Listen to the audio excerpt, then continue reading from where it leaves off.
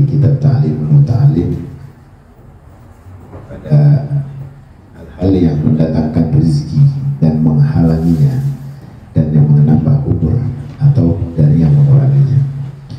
Sebelum kita melangkah ke bab tersebut, sedikit lagi kita mengurai dari Ta'limul Muta'allim, bahasan tentang bagaimana kita memperkuat hafalan dan juga apa-apa yang melemahkannya. Waqad dzakarna annahu la yanbaghi lil 'aqil an yahtam bil amri dunya li'annahu yadur wa la yanfa' wa humum ad-dunya la yakhlu 'an al-dhulmah fi qalb wa humum al-akhirah la yahlu 'an an-nur fi qalb wa yadhharu atharuhu fi as-salah. Fahmu dunya yamna'uhu 'anil khairi wa hum akhirah yuhilluhu alaihi. Jadi telah disebutkan kita dari bab-bab sebelumnya, pasal yang sebelumnya, bahwa orang yang berilmu tidak perlu pusing dengan urusan dunia. Orang yang udah betul-betul mengisi dirinya dengan khazanah baik dari keilmuan fikihnya, dari keilmuan hikmah ayat dan hadis, ini udah gak perlu lagi pusing sama urusan-urusan dunia. Bukan sih artinya gak ngejalanin, bukan, ngejalanin tapi gak perlu dipusingin banget. Jalanin itu jalanin, nyari nafkah ya nyari nafkah. Tapi ada pun hasil ada dan tidaknya, yaitu kita serahkan kepada Allah. Yang dipermasalahkan di sini adalah kita musingin, pikirin banget. Kita lihat orang-orang yang udah sampai pada tahapan tawakal sama Allah, itu waktu dia nyari nafkah dia gak khawatir, karena memang udah ditulis. Gitu. Ada kalimat yang dikatakan la ahsan faqr fa innani a'rifu anni abdun ghaniyun. Jadi sesungguhnya aku tidak takut dari kefakiran, dari kemiskinan. Aku tak perlu takut. Kenapa aku gak takut? Karena aku adalah hamba sang maha kaya. Kan itu berpikirnya harusnya. Kalimat sederhana itu pernah ada baca ya di gerobak buah, ya di gerobak buahnya di Timur Tengah. Ini kan kita tersentuh dengan kalimat sederhana. Sungguhnya dari kesederhanaan itu bagian dari apa? Bagian dari nasihat. Terus kita yang nggak begitu amat, maksudnya yang nggak bawa gerobak-gerobak banget gitu, ya gerobak sampah, ya gerobak mulung, nggak segitunya gitu. Apa yang perlu dikhawatirin? Apalagi kita udah tergolong jamaah majlis, kita udah tergolong ahli ilmu, yang mudah-mudahan dengan manfaat ilmu kita semakin tenang. Jadi kerja mah kerja, cuma kita nggak gelisah sama hasil dari kerjaan kita, gimana nanti gaji gimana, jaminan kita di belakang hari gimana. Itu nggak mau musibin yang belum terjadi. Ini yang dimaksud oleh beliau, jangan kita terlalu mengkhawatirkan apa urusan yang dikatakan urusan dunia. Karena hal yang kayak gitu itu yang sering kita bahas itu membahayakan jiwa kita, membahayakan apa ketawakalan kita, juga membahayakan niat kita. Bahaya kalau niat udah melenceng.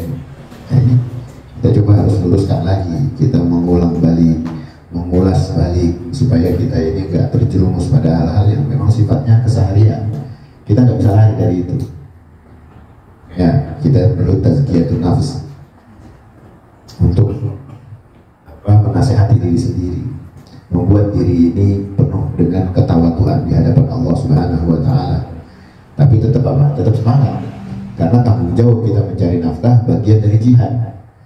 Gitu. Jadi semangat kita melangkah untuk mencari nafkah juga harus, dan tidak juga kita melupakan nasihat-nasihat untuk menjaga ingatan ilmu. Ini kan pembahasannya ingin mempertahankan memori keilmuan. Majelis-majelis yang kita hadiri kan pinginnya kayak gitu. Karena apa? Orang yang kalau udah sibuk al-istighalu itu sama urusan dunia, umurid dunia, dia akan kedapatan orang itu mudah cemas, ya gelisah, hatinya gelap. Amal nasihat juga gak masuk. Coba dah orang kalau sibuk banget ya, nggak masuk nasihat. Nggak usah bilangin gue sampai begitu, karena akalnya udah disibukkan dengan impian-impian semu. Wal isghal bis salah anil khushu' taqsin ulum yunfil ham wal hazan. Al-ham wal hazan kama qala Syekh al-Imam Nasruddin fi qasidah Syiar Ista'in Nasr bin Hasan fi kulli ilmin tukhzanu dzaka alladhi yunfil hazan wa ghairuhu la yuntam. Maka dari itu, bila kita ingin hilang dari kecemasan ya, untuk senantiasa berbuat baik, itu kencengin niatnya. Juga disuruh kita untuk mengkhusukkan sholat kita. Jadi kalau lagi sholat berusaha untuk khusuk.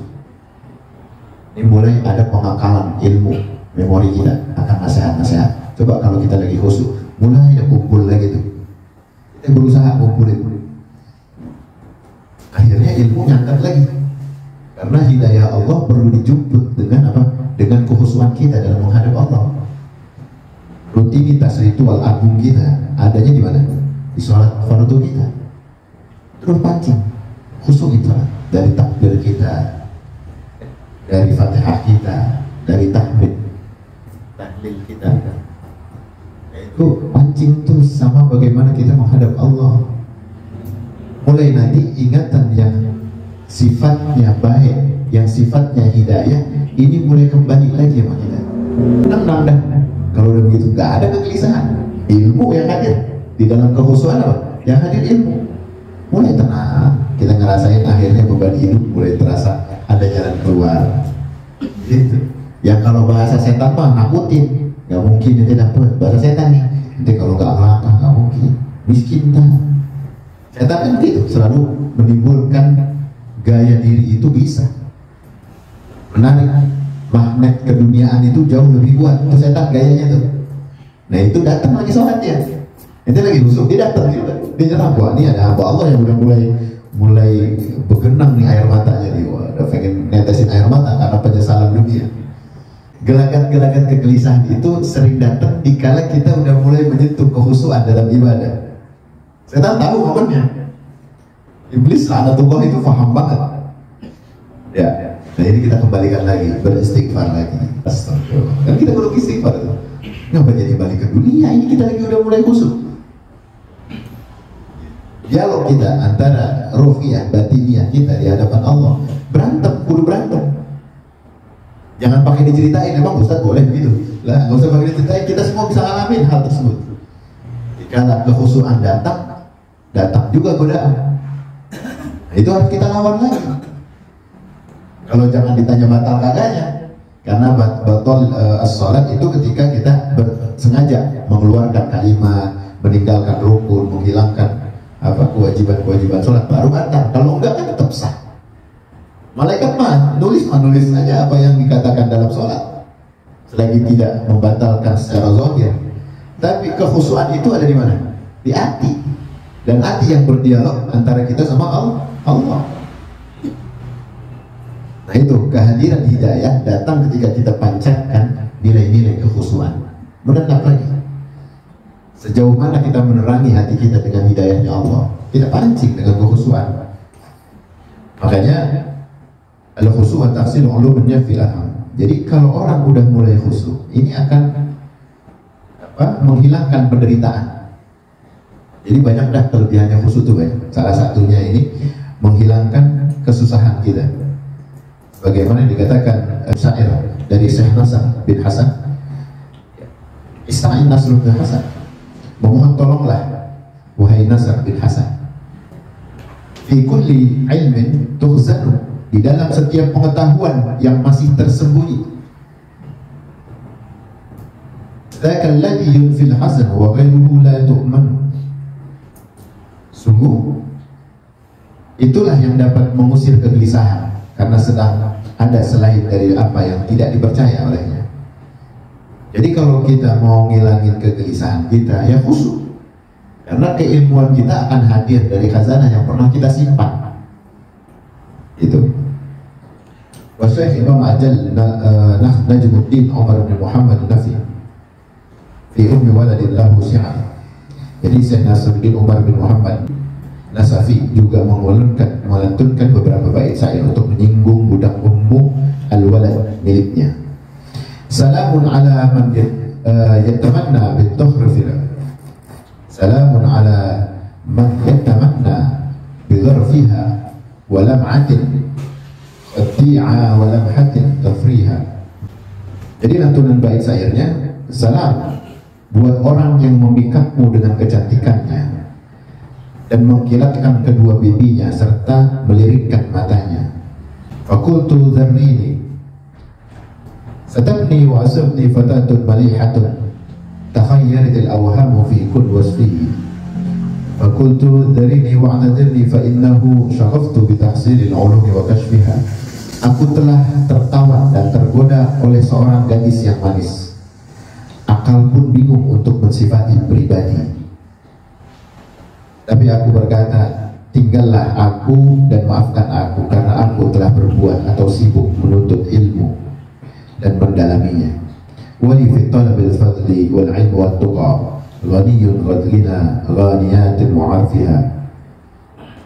Jadi dengan syair ini beliau mengatakan bahwa godaan dengan khayalan kita mendapatkan seorang gadis yang cantik itu dapat meluruhkan ingatan dan memori ilmunya, tapi enggak dibantah olehnya, yaitu aku berkata tidak akan aku tinggalkan untuk memaafkan diriku.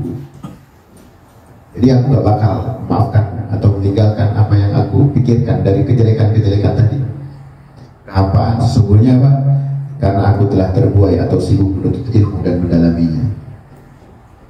Jadi orang kalau lagi mikir berhayal sama keadaan yang membuat dia terbuai oleh hawa nafsunya, melihat gadis, dia dandan, kan kadang-kadang kacau pikiran, lupa datang ke bawah sama ibadah semua.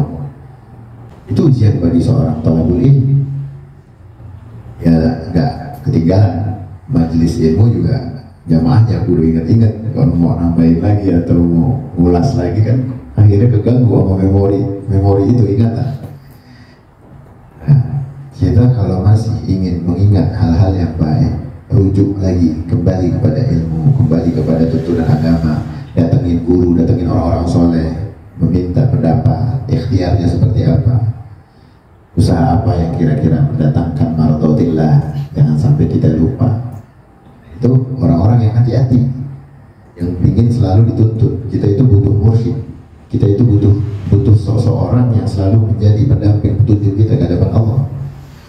Gitu. Masih banyak orang-orang di sekeliling kita yang ketika kita tanya niatnya tanpa pamrih, niatnya ngasih petunjuk itu nggak pengen apa-apa, dia cuma pengen orang yang dikenalnya baik, akan menghasilkan sesuatu yang baik. Banyak di sekeliling kita orang-orang seperti itu, yang menurut hati kita harus cocok, yang menurut hati kita mengademi. Ya ngademin itu nenangin. Kita kalau ngadepin orang yang romannya, akhlaknya masih setengah-setengah, jangan ditanya, jangan nanti jadi rujukan, jangan jadi petunjuk, malah kacau nanti. Akalin aja, mau dapat begini, kerjain aja, begitu salah nanya. Coba tanya sama preman-preman di jalanan yang gak pernah kenal majelis, lu demen perempuan? Udah, obatin aja. Salah nanya deh. Ya, akhirnya terjerumus dan terjebak oleh jebakan iblis, setan laknatullah. Satu peringatan juga bagi thalabul ilmi, ya. Belajar ini ujiannya emang sama godaan perempuan. Ya. Seringkali ketika orang berpikir bahwa menjemput takdir baik, ya, dia nganggap takdir itu pengen dijemput, tapi dia lupa kalau ingin menjemput itu perlu jerih payah, perlu ongkos yang sepadan. Kalau kita mau membeli takdir gimana sih caranya? Kita kan pengen baik kan, kita pengen hasil dari apa yang Allah gariskan dan tentukan itu baik, maka sesuaikan dengan pendapatan kita. Pendapatan maksudnya apa? Bukan pembelian. Pembelian ini buat kiasan, tapi bagaimana kita menjemput takdir dengan amal ibadah yang sepadan, terutama dari niatnya. Kalau niat lillahi ta'ala karena Allah, niat ingin memanjangkan amal umurnya untuk ibadah, Ya banyakin ibadahnya, lurusin niatnya, kencengin lagi mujahadahnya, banyakin ilmu-ilmu yang harusnya pengen ditempuh menuju bahtera rumah tangga. Itu salah satu bagaimana kita memantaskan diri untuk membeli takdir Allah, bukan cuma pakai nafsu, bukan. Nah ini malapetaka bagi pelajar sebetulnya. Malapetaka dia akan mengembalikan apa yang dia sembunyi dari hati kemaksiatannya itu besok ditunjukkan dengan harga yang begitu murah waktu udah nikah. Kenapa? Muharramat, sesuatu yang haram, falahul abd qabla halali, diamalkan dia sebelum kehalalan seorang hamba, maka Allah akan tunjukkan nanti. Itu pernah kita bahas beberapa kali di kesempatan ketika ada yang nanya gimana hukumnya orang pacaran. Ya pacaran sih bahasa katanya ta'arufan ya, kenalin diri. Cuma kalau pacaran kan identik dengan apa sekarang? Ya pasti jalan berduaan, maksiat. Enggak maksiat mata, maksiat hati. Jadi kalau dia udah menghalalkan sesuatu yang emang awalnya itu haram, kira-kira gimana? Allah bakal mengazab dia ketika kehalalan itu dia dapat. Diazabnya melalui apa? Hilangnya manisnya rumah tangga. Hilang manisnya rumah tangga. Nggak ada ketaatan. Disuruh begini ngelawan, disuruh begitu ngelawan, mental terus. Yang laki nggak bisa dibilangin sama yang perempuan gitu juga. Nggak ada saling mengerti. Kenapa bisa kejadiannya kayak begitu? Karena dia udah umbar sebelum kehalalan itu datang. Dia udah pengen kayak laki bini sebelum dia jadi laki bini. Nah ini bahayanya. Akhirnya apa? Akhirnya yang didapat Allah azab, dikasih sama Allah. Ya bahasa lainnya ya diingetin, ditegur. Kasarnya udah diazab, udah dicabut oleh Allah kenikmatan rumah tangga. Makanya kalau kita ngelihat konteksnya artis-artis tuh yang biasanya pamer kemesraan sebelum dia nikah, ya kan? Lihat. Kita udah melihat dengan mata kita benar-benar nih, mata telanjang kita nih di berita.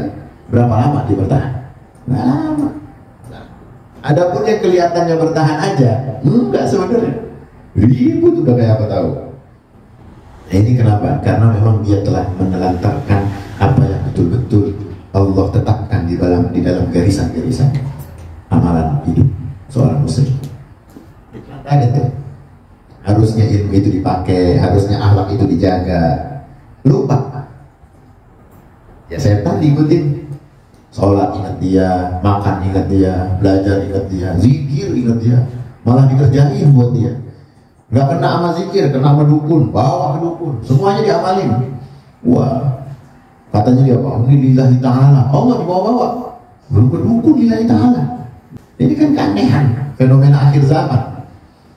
Ya lebih modern lagi, malah sekarang pakai ada cek hodam segala. Gue pengen tahu nih hodam gue nih, sama dia bisa menang gak? Bayar cuma berapa koin doang di TikTok. Bisa ketahuan hodamnya. Allah, ini kemunduran akhlak namanya. Dari zaman dulu itu udah diketahui bahwa sifat keharaman bagi seorang hamba bila dilakukan maka Allah akan tunjukkan di kala halal itu dia dapat.